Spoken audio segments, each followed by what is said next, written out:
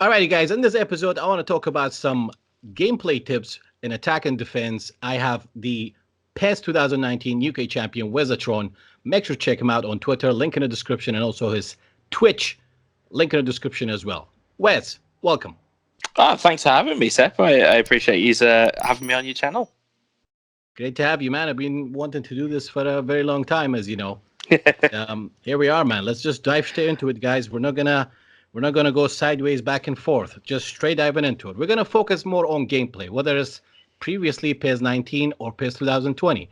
But we're not gonna mix up myClub with PES outside myClub. Okay? This is just gonna be general thing we're gonna talk about based on the gameplay and attack and defense. First, we're gonna start based on defending. The basic method of defending. Obviously, the basic method of defending, if I can put my view on it, we usually either press and then controlling the player and then pressing the AI, doing the basic method that we normally do, or try to defend conservative manually. Or the main thing, try to block the passing lanes rather than pressing a defender randomly. But there are different ways. Opponent playing long ball, playing with pressing, playing different style of play, can surprise you, can be less predictable, can be outplaying you. So my question is, Wes, what is your default method of defending, regardless of what the opponent does? My default way of defending, as you kind of alluded to a little bit there, is to allow the AI to press the attacker of the ball. So, for example, I will select a defender who is kind of where I think is going to be the next pass, and then I will then allow the AI to go out and press that defender. And if I feel as though their player is going in a certain direction, or if I feel as though that player pressing the ball has got a good chance of getting the ball, I'll very quickly switch to that player, and it'll allow me to kind of manually press them at the same time. Other kind of ways you can defend, and a way that I do like to defend, is I try and imagine where I would go if I was the attacking team. Where would I go with that next ball? So when you're talking about passing lanes that you cut off, I'm trying to imagine, well, if I can see a player, where am I gonna put that ball next? And I try and put myself in the shoes of the attacker. Another good thing that I have pointed out on sometimes on my stream is that I don't actually, I kind of focus at the center of the screen. I try not to actually look at where the ball is, because at the corners of your eyes you will see players making runs, and obviously with the new stadium camera, there's a lot. There's a bigger field of vision that you have to kind of work with. So for that, I'm always trying to assess where I think the danger is going to come next. True. Great points there. Yeah, I mean, a lot of people complain about the new camera view, and I'm like, well, guys, you can change it if you don't like it anyway. I think for competitive online, depending on the monitor you're playing, the reason why I prefer to play on a 24-inch monitor is because if it's too big, then I have to tilt my head left and right more too often. But if it's small, 24-inch, then the only thing is moving is your eyeballs in a way. But you have to try to blink at the same time. So, what was I gonna say there? Yeah, regarding the defending, what about certain scenarios like, let's say, the opponent's pressing you? I'm talking about aggressive, careless pressing, where the whole pitch turns into a little box. I mean, your first instinct is, all right, slow down, play white, let's counter him. Is there any other way around it? Well, there are ways around it, and I know we will make a lot of mention to the stadium camera because it's the default camera that I play on. I know it's not everybody's cup of tea, but I'm finding it a lot easier to find passes out. With players that relentlessly press you, what you'll notice is that the more they press you, there will always be at least one pass on, and almost as your job as the person with the ball, you find that pass. And as stupid as that sounds, if it means you've got to go back to your goalkeeper, fine. It allows your team to reset. It allows the formation to kind of get back into shape. But it might also lure out some of their players that they weren't necessarily expecting to press.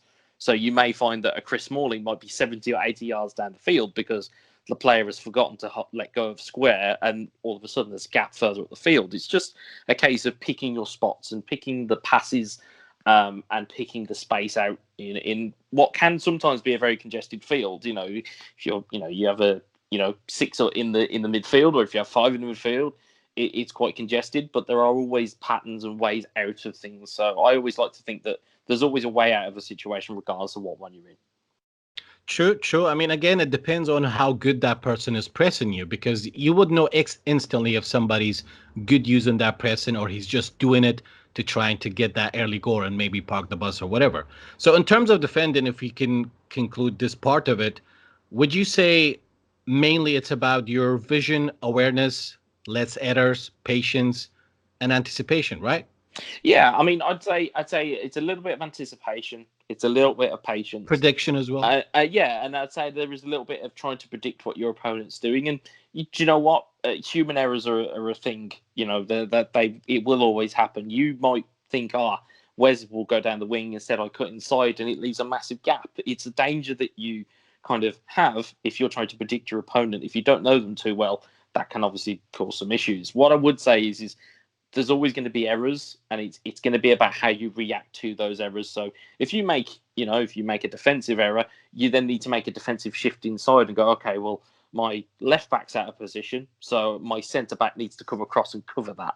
It's all about how quickly, and reactions is pretty important. It's how quickly you can react to that situation, whether it goes good for you or bad for you. Well said, man. Well said. I mean, a little advice for those people who play on PS4 as well. Sometimes you just have a piece of your mind. When you play on PS4, you can, after you finish the game, just double tap the share button and hit square. You can review the match that you played. Figure out, did you make a mistake? Did you supposed to do something you weren't? Because I did have this feature on my stream as well, like rigged AI replay. And there was certain times that I reviewed it, I caught myself making a mistake. It was a human error. And there are certain situations it was like out of this world. It's like having a player leaving the ball for the player behind him who's marked, while himself not finish it, not tap it into the empty net. So stuff like that's kind of drive me crazy. But one thing I can say, I'm sure you agree, like losing your temper it's something you wouldn't want to do, because if you lose it in your head, you lose it in the game.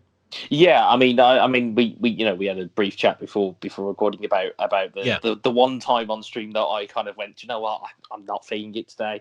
There are some times where I lose it, and then there are some times where I can really hold it in. So, and I think it is a case of that. There can be situations where you think, do you know what, this game's gone. I'm 3-0 down at half time. There's no way back. It's all about taking kind of steps. So you'll often find that the first step is always the hardest step, because with the mentality you're in, you'll think, I'm 3-0 down, there's not a lot I can do. If you get one goal back, all of a sudden you'll think, oh, okay, well, there's one. And you feel a little bit more, you'll kind of lift yourself. If you can get a quick fire second, all of a sudden the game is completely different. Your opponent will start to panic. They may start to play a completely different way because they're thinking, I need to get a fourth.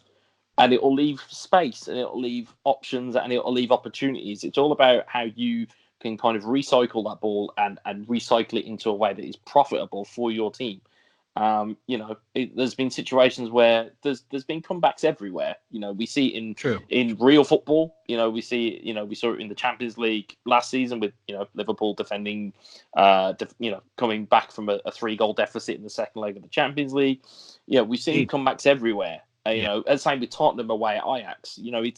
It's all about what can you do to affect your game. You can't really affect an opponent's game that much because they will play the way that they want to. I would always say my keys is if you have your game plan and you have your way you like to play, stick to it. Because more often than not, your way of playing, if you're used to it and you know how your players react, you'll get a far better outcome than trying to play something you're completely alien to. I mean, that's actually one of the things, like I always say, like on stream, because when I stream, I do it. When I started streaming back in PES 15, I was like, caring so much about my rating. But when you're a new streamer and then it gets a bit crowded, you need to interact as a streamer. So I kind of changed my style to be more of a active interactor and a entertainer in a way. So I changed my streaming style like completely differently. I do a lot of things for the entertainment purposes, and I enjoy it as well. So that's one of the reasons, like when people watch my stream personally as well, like I tell them, sticking to a plan and practice with it. It's the key for consistency. I'm not saying if you change formations, if you're good, you're good. That's a bottom line. If you're good, you can switch to formations all the time and still dominate and still win. But ideally, if you're serious about your rating, whether it's myClub or competing for tournaments, stick to a plan, know your weaknesses, know your advantages, disadvantages, and your opponent, and always have a plan B in a way. Yeah, in this, it's always good to have a plan B. But if your plan A is that good and is that Yeah, bulletproof, you yeah, won't really need to call on it. I would say that always having a plan B is a very good idea. But it's all about making the first 15, 20 minutes or in-game minutes of the game are yeah. probably what I'd say the most important period of any game. So that first 15 or 20 minutes, if you can set the pace, you can set the tone, you'll often find that your play, the opponent will get a little bit uncomfortable, and you'll sense that there's openings, you'll sense there's gaps. It's for me, I think that the fundamental thing for anybody is it's not necessarily what lies in the game, it's what lies in yourself and what lies in what you can do with the controller. That's where I think everybody's strength is, because everybody's different. Everybody has the ability, but people might go, "Oh, but that's a silly thing to say." But anybody can get better at a game. You will get better by playing against better players. So I would say just keep playing as much as you can, and learn from, go back to your losses and learn from what you saw. If you see somebody that's playing a different tactic, if you see people that are playing in a different way, and they kind of beat you 3-4-0, and you don't really have a look in, analyze what you've done wrong, analyze where you could be better, and just learn from it. That's the key to all games: learning from your errors, learning from your mistakes, and trying to kind of improve them as time goes on. Exactly. Well said. And I mean, you obviously played. You were a PES 2019 UK champion. You competed professionally for PES League as well. Mind games sometimes can kick off as well. Some players can do things indirectly, whether it's an offline tournament, whether it's online, especially myClub. I mean, there's a lot of things. Some people have like this sort of smart time wasting or smart mind games in a way. And I'm not talking about the silly things like flash posing or stuff like that in the game. I believe like being confident on the ball is intimidating. Opponents beating you 2-0, you scored a goal, but you're not rushing, you're not going crazy, you're not panicking, constantly switching tactic advanced instructions. I think your confidence, being confident on the ball, holding position, dribbling, showing your opponent that you got the vision, you're not missing any gaps. That could be a little bit intimidating as well, yeah?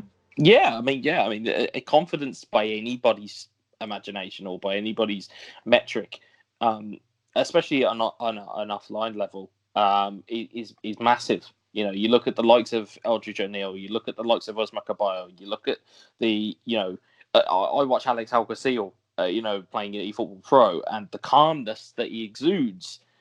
It is unnerving to me, because if I was doing some of the things that he was doing, I'd be wanting to jump up and down, going, "I can't believe I've done this!" Like, he'll be sat there, Yeah, kind of yeah. cool as ice, just going, "Yeah, business as usual. We'll crack on. We'll do it. We'll play on." And it is unnerving in a sense, because you can never really get a read of people. I always look to Tiamat, as cold as anything, but that's the unerring thing, is you can't pick up anything from him. You can't pick up a tell, as to what he's going to do.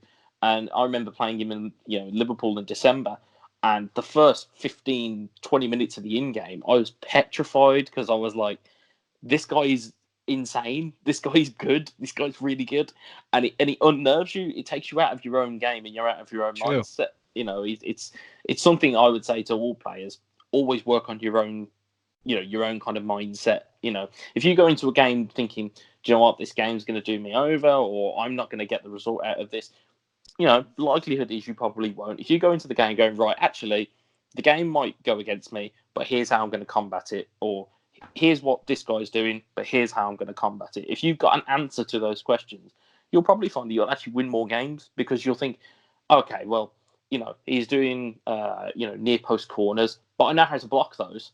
Or he's trying to exploit down the wings, but I've got really good wing backs. If you're finding ways to mitigate those advantages that you perceive, you'll often find that you'll get a better outcome. One last thing in terms of defending. Like, for example, somebody keep going to the flank. And I'm not talking about a noob guy just running to the flank and, hitting cross, hitting Hope Kane crossing. I'm talking about the guy who goes to the flank, goes up and down, dribbling, just trying to find that chance to L1 triangle it or ground through ball it for a cutback tapping. What would you do in that situation?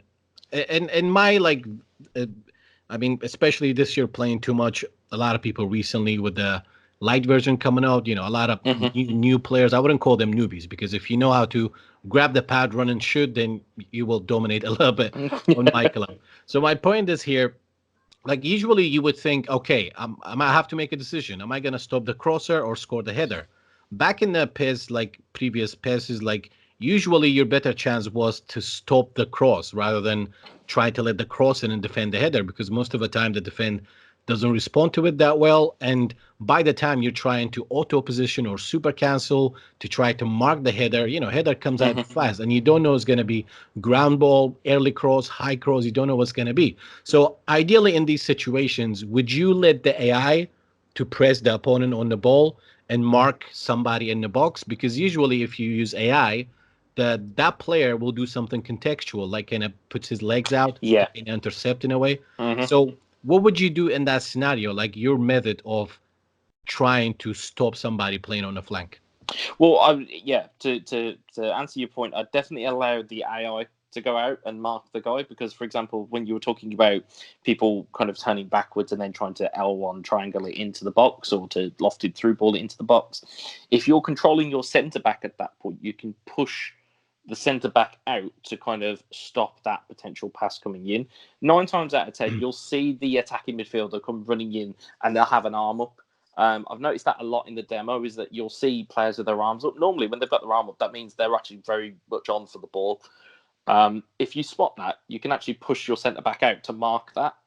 And even then, if the opponent then decides, actually, I don't want to use that ball, it then forces them back into a scenario that they're probably not comfortable with.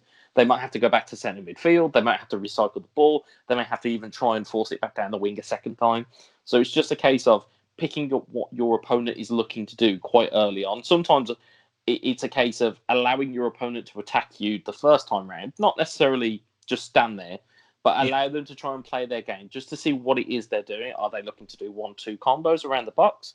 Are they looking to loft it in, as a through ball? Are they looking to kind of reverse passes? Are they looking for, crosses? What are they looking to do? And ultimately, you can find out a lot just from the first attack from your opponent, because you'll find out what players they like going to. Do they like playing with Bernardeschi? Do they like playing with Ronaldo? Do they like playing with Dybala? Who do they prefer to go to? I played a game the other day where it was, playing somebody as Juve.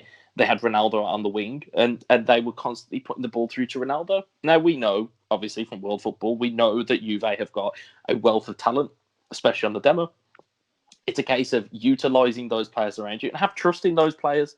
If you've got Emre Can in midfield, but he's wide open, use him. Don't try and take on 3 players with Ronaldo, especially if you're not a dribbler by trade, True. I mean, would you say it's a sort of a same method in terms of the most commonly used L1 triangle, the lofted pass? I mean, you just want to anticipate, you don't want to rush it. The worst thing to do is to push your center back out, because that will basically we see it even on PES League. That's the one of the two basic, I wouldn't say basic, one of the two most overused methods. It's cutback tap-ins and L1 triangles. So all these kind of defending situations we spoke about, it's all related to how would you recommend to defending? Is there any particular something different from when we spoke about and what you mentioned in terms of the L1 triangle kind of way of defending? I mean, in terms of ways of defending, I mean, it's always good. I personally always like to play a deep line. I always like to play a deep line in defence. I always like playing all-out defence as well. So I always like to have everybody come back, as opposed to just, as soon as they get the ball, then you press them. I'd rather have everybody back behind the ball, because then at least then you can work with as many players as you can. You have as many players back as possible. You have a lot of players to work with then. Granted, it gets a little bit congested, and granted, you might have a couple of ricochets here and there, but the majority of the time you have a robust defence that you're able to work with. And like I said, in terms of it's not just a case of holding pressure. It's not just holding the pressure button.